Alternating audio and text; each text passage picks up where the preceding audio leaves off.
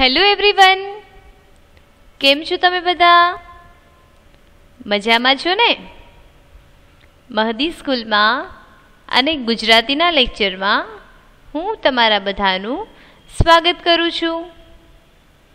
વિદ્યાર્થી મિત્રો, આજે આપણે ફરી પાછા ભેગા થયા છીએ કંઈક નવું શીખવા માટે. બરાબર? તો તમે બધા રેડી છો ને? અને હવે આપણી એક્ઝામ પણ નજીક આવે છે, તો તમે લોકોએ વાંચવાનું પણ શરૂ કરી દીધું હશે અને રિવિઝન પણ શરૂ કરી દીધું હશે. બરાબર? આપણી એક્ઝામમાં 2 પાઠ આવવાના છે, પાઠ 4 અને પાઠ 5. પાઠ 4 કમ્પ્લીટ થઈ ગયો છે અને પાઠ 5 આજે જ કમ્પ્લીટ થઈ જશે. વિદ્યાર્થી મિત્રો, આપણો પાઠ 5 અને તેનું નામ છે સોનલની ફૂલદાની. પાઠની સમજૂતી આપણે જોઈ લીધી છે. બરાબર?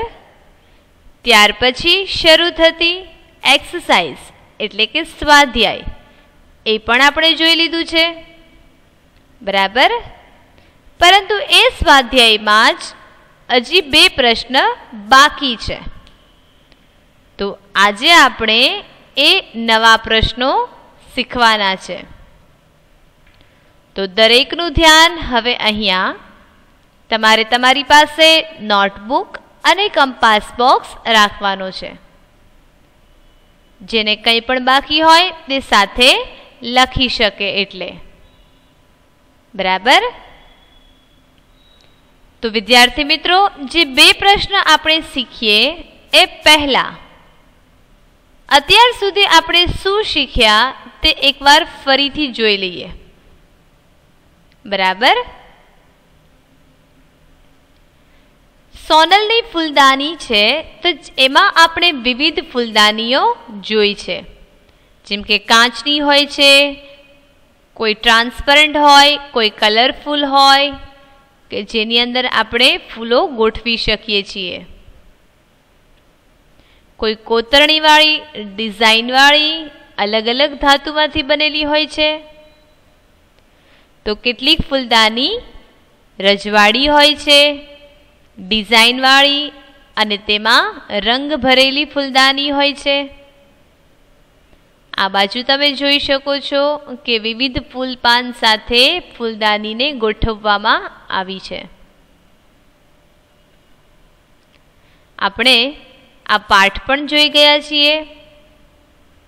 હું આજે એકવાર ફરીથી વાંચું છું એટલે આપણે રિવિઝન પણ થઈ જાય. સોનલ નામની એક સુંદર છોકરી હતી. સોનલને ફૂલો બહુ ગમતા હતા. એક દિવસ સોનલના પિતાજીએ સોનલને એક ફૂલદાની લાવી આપી હતી. ફૂલદાની મળતા તે ઘણી ખુશ થઈ ગઈ. તે બગીચામાંથી ગુલાબ, મોગરો, ચંપો, જુઈ વગેરે ફૂલો લઈ આવી. એ ફૂલો તેણે ખૂબ સરસ રીતે ફૂલદાનીમાં ગોઠવ્યા ને ફૂલદાનીને દીવાનખંડમાં યોગ્ય જગ્યાએ ગોઠવી. આથી દીવાનખંડની શોભા ખૂબ વધી ગઈ. દીવાનખંડ ફૂલોની મીઠી સુગંધથી મગમગી ઉઠ્યો. સોનલ કયા કયા ફૂલો લાવી હતી બગીચામાંથી? તો ગુલાબ, મોગરો, ચંપો અને જુઈ. આ 4 ફૂલો તે પોતાના બગીચામાંથી તોડીને લાવી હતી. પછી તેના પપ્પાએ લાવેલી ફૂલદાનીમાં તેણે વ્યવસ્થિત રીતે ફૂલોને ગોઠવ્યા. તે એટલા સરસ રીતે ગોઠવ્યા કે તેના આખા જ દીવાનખંડમાં સુગંધ પ્રસરી ગઈ. જો આપણે આગળ જે ફૂલદાની જોઈ એમાં જ બીજા ઘણા પ્રકારની ફૂલદાની જોવા મળે છે. કોઈ લાંબી છે તો કોઈ ટૂંકી છે, કોઈ પહોળાઈમાં વધારે છે તો કોઈ પહોળાઈમાં નાની છે. નાની મોટી સાઈઝની કેટલી બધી ફૂલદાની આપણે જોઈ શકીએ છીએ અને તેમાં વિવિધ ફૂલોને પણ રાખી શકીએ છીએ. સોનલે બિલાડી પાળી હતી. એક દિવસ સોનલ એની પાળેલી બિલાડી સાથે દીવાનખંડમાં રમતી હતી. એવામાં એક અજાણી વ્યક્તિ દીવાનખંડમાં આવી. તેને જોઈને બિલાડી ડરી ગઈ. ડરની મારી એ ભાગી. એ વખતે બિલાડીનો પગ અજાણતા જ ફૂલદાનીને અડકી ગયો. ફૂલદાની નીચે પડી ગઈ અને તેના ટુકડે ટુકડા થઈ ગયા. સોનલ બહુ ગુસ્સે થઈ ગઈ. તે તરત લાકડી લઈને બિલાડીને મારવા દોડી. બિલાડી દોડીને બગીચાના ઝાડ પર ચઢી ગઈ અને સોનલ નિરાશ થઈને પાછી ફરી. કોઈ અજાણી વ્યક્તિના ઘરમાં આવવાથી બિલાડી ડરી ગઈ હતી એટલે તે ઝડપથી ભાગી અને સોનલે ગોઠવેલી ફૂલદાની ત્યાંથી પડી અને તેના કટકે કટકા થઈ ગયા. પછી તો સોનલ એટલી બધી ગુસ્સામાં આવી ગઈ કે તે બિલાડીની પાછળ લાકડી લઈને દોડવી તેને મારવા માટે. પરંતુ ફૂલદાની તૂટી જવાથી સોનલ આખો દિવસ રડતી રહી. એ દિવસે તે જમી પણ નહીં. તેના માતા પિતાએ તેને ખૂબ સમજાવી પણ તે માની નહીં. રડી રડીને તેની આંખો સૂજી ગઈ. છેવટે સોનલની મમ્મી અરીસો લઈ આવી. એણે સોનલને અરીસો બતાવીને કહ્યું, બેટા સોનલ, તારું મોં આ અરીસામાં તો જો, કેવું દેખાય છે. સોનલે અરીસામાં પોતાનું મોં જોયું. એને ખૂબ આશ્ચર્ય થયું. દરરોજ ગુલાબ જેવો લાગતો એ જ ચહેરો આજે આંસુ અને ક્રોધથી ખરડાઈને કદરૂપો લાગતો હતો. તેણે તરત અરીસા સામેથી મોં ફેરવી લીધું. શું કરવા મોઢું ફેરવી લીધું? કારણ કે ગુસ્સામાં તેનો ચહેરો કદરૂપો લાગતો હતો. કદરૂપો એટલે શું? આપણે શીખી ગયા છીએ. કદરૂપો એટલે અગલી, કે આપણને જોવો પણ ન ગમે તેવો. બરાબર? અહીંયા તમે જોઈ શકો છો, સોનલના મમ્મી એક યુક્તિથી અરીસો લાવ્યા અને સોનલને કહ્યું કે તું અરીસામાં તો જો, તારો ચહેરો કેવો લાગે છે. કદરૂપો. તે ગુસ્સો કર્યો અને આખો દિવસ રડી એટલે ક્રોધથી ખરડાઈને કદરૂપો લાગે છે. સોનલે રડતા રડતા એની મમ્મીને પૂછ્યું, મમ્મી, મારો ચહેરો કેમ આવો ભદ્દો દેખાય છે? તો મમ્મીએ તેના માથા પર વહાલપૂર્વક હાથ ફેરવતા કહ્યું. વહાલપૂર્વક એટલે પ્રેમથી. બેટા, ક્રોધને લીધે તારો ચહેરો કદરૂપો થઈ ગયો છે. મમ્મીના આ મીઠા શબ્દોની સોનલ પર જાદુઈ અસર થઈ. સોનલ તરત જ શાંત થઈ ગઈ. તેનું મોં મલકી ઉઠ્યું. તેણે મમ્મીને કહ્યું, હવે હું ક્યારેય ગુસ્સો નહીં કરું કે ક્યારેય ગુસ્સે નહીં થાઉં. કારણ કે ક્રોધ કરવાથી આપણી જાતને જ નુકસાન થાય છે. તેથી કદી ક્રોધ ન કરીએ.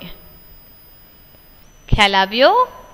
જો સોનલના મમ્મીએ એના માથા પર વહાલથી હાથ ફેરવ્યો એટલે સોનલ તો ખુશ થઈ ગઈ.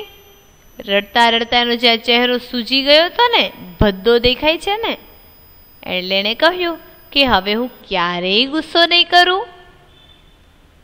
ગુસ્સા કરવાથી આપણને જ નુકસાન થાય છે. તો વિદ્યાર્થી મિત્રો, તમારે પણ સમજવા જેવી વાત છે.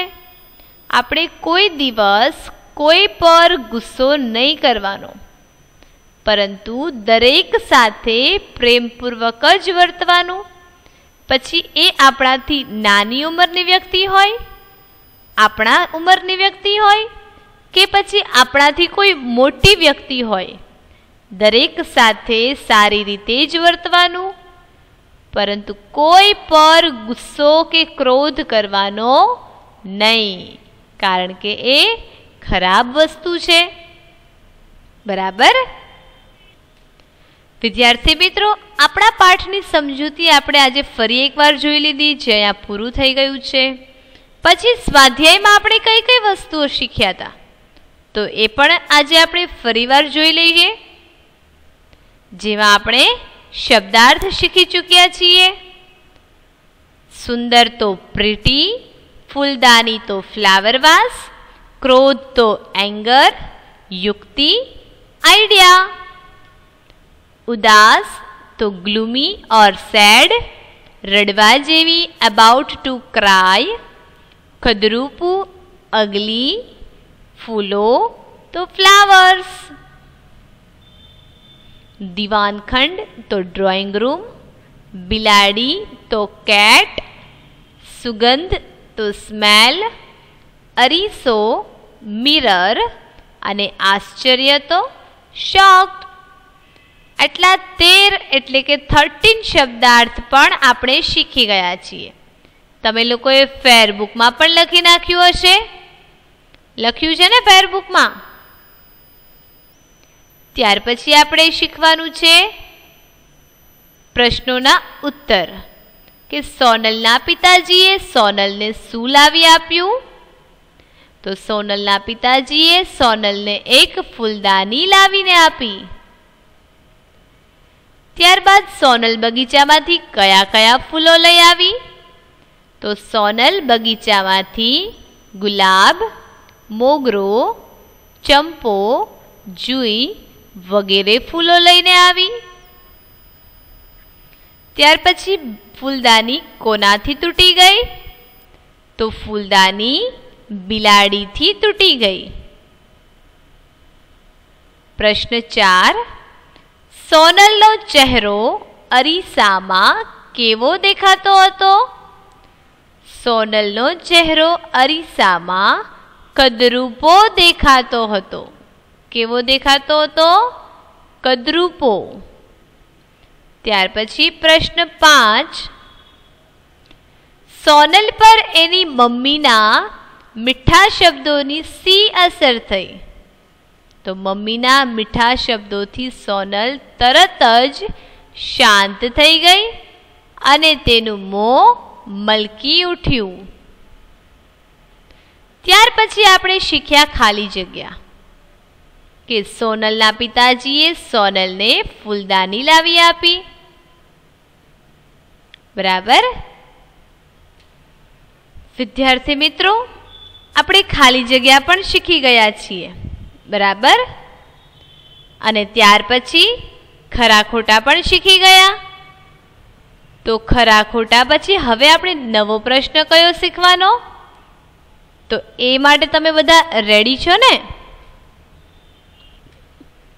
આપણે ખરા ખોટા પણ જોઈ લીધા. ત્યાર પછી હવે આપણે શીખવાનું છે વિરુદ્ધાર્થી શબ્દો. શું શીખીશું? વિરુદ્ધાર્થી શબ્દો લખો. ચલો આપણે સાથે વાંચીશું. વને રસ્વઈ વી, રને રસ્વઈ રૂ, દ ને ધ સાથે જોડવાનો. ત્યાર પછી થ ને દીર્ઘઈથી ઉપર રેફ કરવાનો છે, એટલે કે વિરુદ્ધાર્થી શબ્દો લખો. હવે વિરુદ્ધાર્થી શબ્દો એટલે શું? ખ્યાલ છે તમને લોકોને? તો બે શબ્દ પરસ્પર એકબીજાને વિરુદ્ધ હોય તેને વિરોધી શબ્દ કહેવામાં આવે છે. એટલે કે એક શબ્દની સામે બીજો શબ્દ તેનાથી ઉલટો હોય, બંનેના મિનિંગ ઉલટા જ થતા હોય તેને વિરોધી શબ્દ કહેવામાં આવે છે. સમાનાર્થી શબ્દો આપણે શીખી ગયા છીએ, જે પાઠ 4 માં આવે છે. હવે આપણે વિરુદ્ધાર્થી શબ્દ શીખીશું. આ જ વિરોધી શબ્દ પરીક્ષામાં પણ પૂછાશે, તો તમારે ખાસ અને ધ્યાનપૂર્વક સાંભળવાનું રહેશે.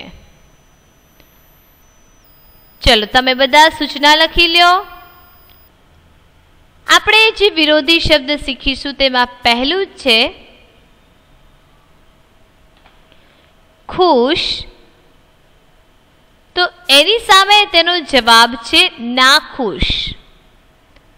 નંબર પહેલું એટલે કે નંબર 1 ખુશ, ખને રસવઈ ખુશ, એનો જવાબ છે નને કાનો ના, ખને રસવઈ ખુશ, ખુશ તો ના ખુશ. ખ્યાલ આવ્યો તમને? ખુશ એટલે કે આપણે જ્યારે બહુ રાજી હોઈએ, હેપી હોઈએ તેને કહેવાય ખુશ. તો એનું વિરોધી શબ્દ શું છે? તો નાખુશ એટલે કે સેડ, દુખી. બરોબર, હેપી તો સેડ થાય ને, એવી જ રીતે ખુશ તો નાખુશ. ત્યાર પછી નંબર બીજું રડતો તો હસતો. નંબર બીજું છે રડતો, તો એના સામે લખ્યું છે હસતો. રડતો એટલે કે રડવું, ક્રાઇંગ, અને હસતો એટલે કે હસવું, સ્માઇલ. બંને એકબીજાથી વિરુદ્ધ છે ને, કે એક બાજુ રડવું, કોઈને આપણે રડતા જોઈ શકીએ નહીં, આપણને પણ રડવું ન ગમે, પરંતુ હસતા વ્યક્તિ બધાને ગમે. સાચું ને? તો બીજું છે રડતો, તો એનો વિરોધાર્થી શબ્દ છે હસતો. તમે લોકોએ તમારી બુકમાં લખી નાખ્યું હશે, બરાબર ને? ફેર બુકમાં લખો તો પણ તમારે આવી જ રીતે ઉપર સૂચના લખવાની છે અને ત્યાર પછી લખવાનું છે. બરોબર? ત્યાર પછી નંબર 3 સુગંધ, સને રસવઈ સુ, ગ ઉપર મીંડું અને ધજાનો ધ, સુગંધ. તો એનું વિરોધી શબ્દ છે દુર્ગંધ. દને રસવઈ દુ, ગની ઉપર રેફ અને ધજાનો ધ, દુર્ગંધ. સુગંધનો અર્થ છે, એટલે કે સુગંધનો વિરોધી શબ્દ છે દુર્ગંધ. જો ઘણી બધી સારી સારી સુગંધ હોય કે જે આપણને સૂંઘવી ગમતી હોય છે, જેમ કે રસોઈમાં બનતી વસ્તુઓની સુગંધ બધાને ગમે. સુગંધ પરથી ખબર પડી જાય કે કઈ કઈ વસ્તુ મમ્મી બનાવે છે. આ ઉપરાંત ફૂલની પણ સુગંધ હોય છે, સ્પ્રે, અત્તર, એની પણ સુગંધ હોય છે. તો દરેક વસ્તુમાં કંઈક ને કંઈક સુગંધ આવે છે. એનાથી વિરોધી શું છે? તો દુર્ગંધ. એટલે કે જે સુગંધ આપણને ન ગમતી હોય એને કહેવાય દુર્ગંધ. જે ઉકરડો છે, કચરા ટોપલી છે, ત્યાં બધે જ આપણને વાસ મારે છે, એટલે કે દુર્ગંધ આવતી હોય છે. અને બદબુ પણ કહેવાય અને વાસ મારતું પણ કહેવાય. તો આ છે સુગંધ, તો એનો અર્થ છે દુર્ગંધ. ખ્યાલ આવ્યો? ત્યાર પછી નંબર 4 સવાર, સાંજ. સવાર તો એનો વિરોધી શબ્દ છે સાંજ. આપણે ઉઠીએ ત્યારે સવાર હોય છે, અને સાંજનો ટાઈમ થાય તો એને એટલે કે સાંજના 4 થી 7 વાગે તમે કોઈ વાર ટ્યુશનમાં ગયા હોવ, મદ્રેસા ગયા હોવ તો એવા સમયને સાંજ કહેવામાં આવે છે. બરોબર? તો નંબર 4 સવાર તો સાંજ. ત્યાર પછી નંબર 5 દુઃખ તો સુખ. ધને રસવઈ દુ, પછી બાજુમાં બે મીંડા કરવાના છે અને ખ દુઃખ. તો એનો વિરોધી શબ્દ છે સુખ. સને રસવઈ સુ ખ સુખ.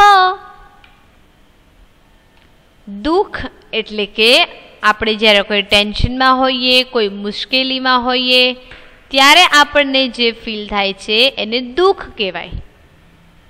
અને એનું વિરોધી છે સુખ.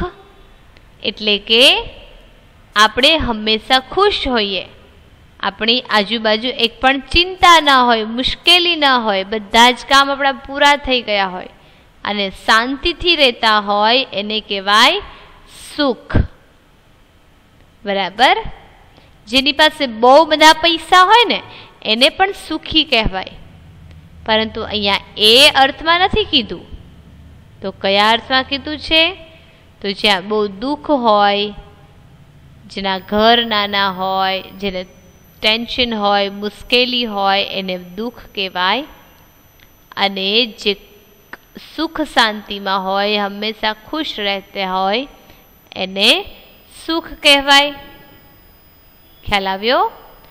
ત્યાર પછી આપણે નંબર 6 સુંદર તો કદરૂપો. સને રસવઈ સુ, ઉપર મીંડું, દ ર સુંદર. તો એની સામે છે કદરૂપો કે સુંદર એટલે કે બ્યુટીફુલ. સુંદર અને બ્યુટીફુલ વસ્તુ બધાને જ ગમે, બધાને જોવી ગમે અને બધા એવું છે કે મારી પાસે પણ સુંદર હોય. એનું જ અપોઝિટ એટલે કે એનું જ વિરોધી છે કદરૂપો. તો કદરૂપો એટલે શું? ખ્યાલ છે કોઈને?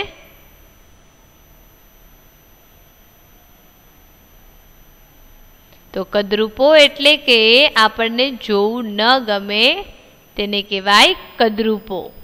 સુંદર વસ્તુ તો બધાને ગમે અને કદરૂપો કોઈને ન ગમે. તો વિદ્યાર્થી મિત્રો, વિરુદ્ધાર્થી શબ્દો આપણે શીખી લીધા. બરાબર? ત્યાર પછી હવે આપણે નવો પ્રશ્ન શીખવાનો છે.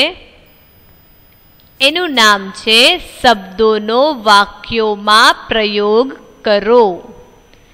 શબ્દોનો વાક્યમાં પ્રયોગ કરો. તમે ઇંગ્લિશ ગ્રામરમાં શીખ્યા હશો મેક સેન્ટેન્સ. આવડે છે તમને? મેક સેન્ટેન્સ એટલે કે વાક્ય બનાવવાનું. સેન્ટેન્સ મીન્સ વાક્ય. અહીંયા તમને 4 શબ્દો આપ્યા છે, જેમાં પહેલું છે સુંદર, નંબર 2 ફૂલો, નંબર 3 સુગંધ અને નંબર 4 કદરૂપો. હવે અહીં લખ્યું છે કે શબ્દોનો વાક્યોમાં પ્રયોગ કરો. એટલે કે આમાં શું કરવાનું રહેશે?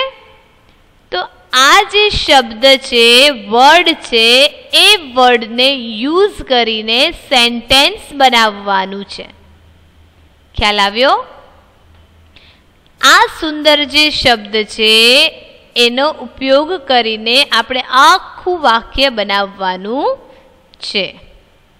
સમજમાં આવ્યું? હવે તો પહેલા શું લખ્યું છે? સુંદર. તો એનું વાક્ય મેં કઈ રીતે બનાવ્યું છે એ તમે જોશો એટલે તમને પણ આવડી જશે. બરાબર? સુંદર શબ્દ છે એના પરથી વાક્ય બનાવ્યું છે, એટલે કે સેન્ટેન્સ બન્યું છે મિલને સુંદર ચિત્ર દોર્યું. કોણે દોર્યું સુંદર ચિત્ર? મિલન. મિલન નામનો એક બોય છે, એણે ચિત્ર દોર્યું છે, એટલે કે એણે ડ્રોઈંગ કર્યું છે. તો કેવું કર્યું છે?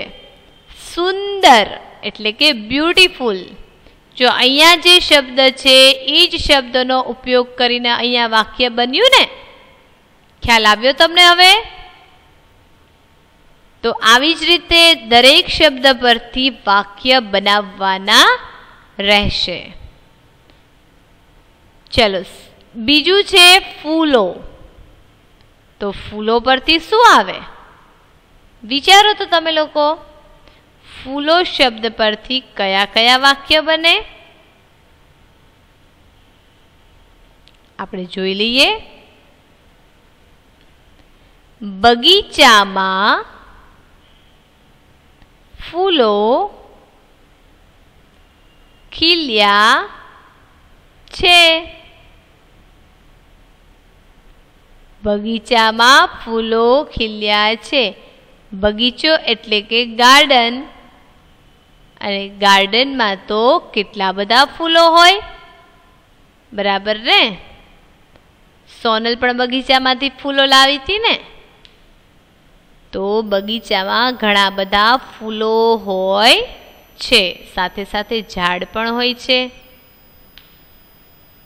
તો વિદ્યાર્થી મિત્રો, ફૂલોના શબ્દ પરથી બન્યું બગીચામાં ફૂલો ખીલ્યા છે. ત્યારબાદ નંબર 3, તમારે લોકોએ અત્યારે સાથે લખતું જવાનું છે અને પછી વિડીયો જોઈને ફેરબુકમાં પણ લખવાનું છે. જેવી રીતે મેં લખ્યું છે એવી જ રીતે તમારે લખવાનું છે. ત્યાર પછી છે સુગંધ. તો એનું વાક્ય છે ફૂલોની સુગંધ મનને તાજગી આપે છે. ફૂલોની સુગંધ મનને તાજગી આપે છે. ત્યાર પછી છે કદરૂપો. તો તેના પરથી શું બનશે?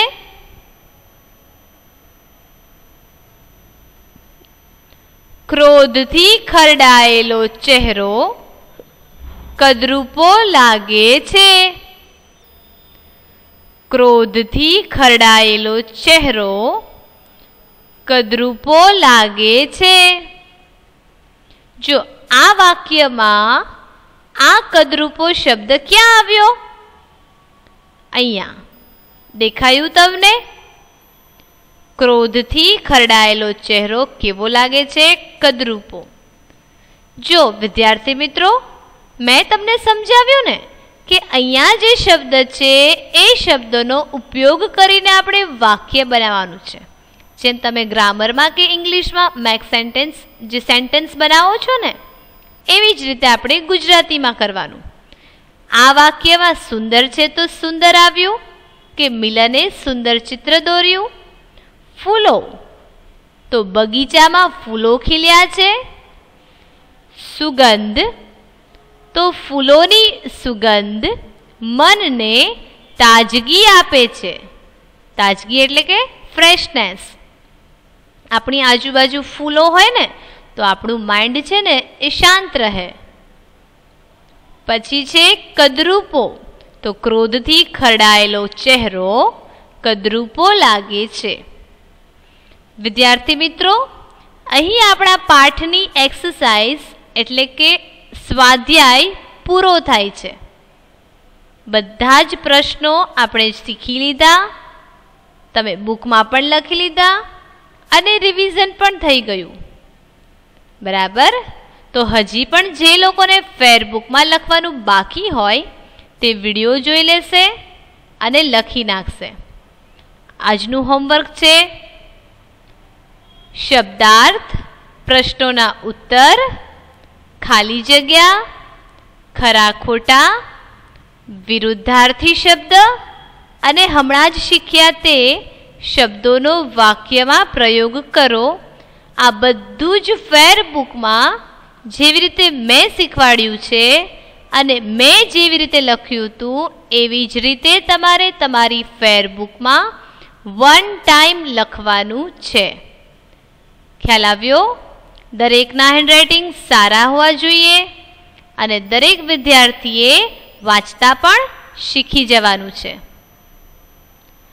વિદ્યાર્થી મિત્રો, આપણી FA2ની એક્ઝામ શરૂ થવા જઈ રહી છે, તો બધા જ વિષયમાં તમારે લોકોએ સારી રીતે લખવાનું છે. બરાબર? તો બધાને મારા તરફથી બેસ્ટ ઓફ લક. આપણે ફરી પાછા નવા લેક્ચરમાં મળીશું. ત્યાં સુધી તમારા બધાને બાય બાય.